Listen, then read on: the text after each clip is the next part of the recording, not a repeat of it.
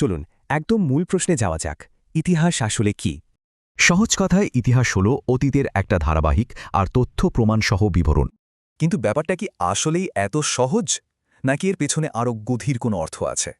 যেমন ধরুন, গ্রিক ঐতিহাসিক হেরোডোটাস বলেছেন ইতিহাস হল মানুষের অতীতের কাজের অনুসন্ধান।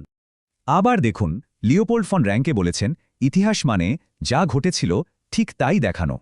কিন্তু ইএইচ কারের মতে ইতিহাস হল অতীত আর বর্তমানের মধ্যে এক না থামা কথাবার্তা।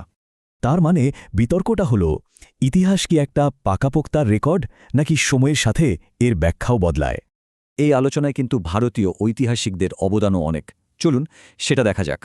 ঐতিহাসিক আর.সি. মজুমদারের মতে ইতিহাস হল একটা জাতির রাজনৈতিক আর সাংস্কৃতিক বিকাশের গল্প। আবার যদুনাথ সরকার বলেছেন ইতিহাস লিখতে গেলে সত্যি আর নিরপেক্ষ থাকতেই হবে। আর রমিলা থাপারের কাজ আমাদের মনে করিয়ে দেয় ইতিহাস মানে সমাজ আর মানুষের পরিবর্তনের কথাও। তাহলে কি ইতিহাস মানে শুধু রাজাবাদশাদের যুদ্ধ? একদমই না। এর মধ্যে সমাজ, সংস্কৃতি, অর্থনীতি মানে সাধারণ মানুষের প্রতিদিনের জীবন সবই চলে আসে। কিন্তু এত কিছু জানার দরকারটা কি?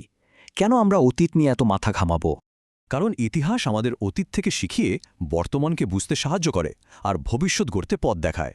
শেষ প্রশ্নটা হল, আমরা কি ভবিষ্যৎ গড়ার জন্য যথেষ্ট পরিমাণে আমাদের অতীতের দিকে তাকাচ্ছি?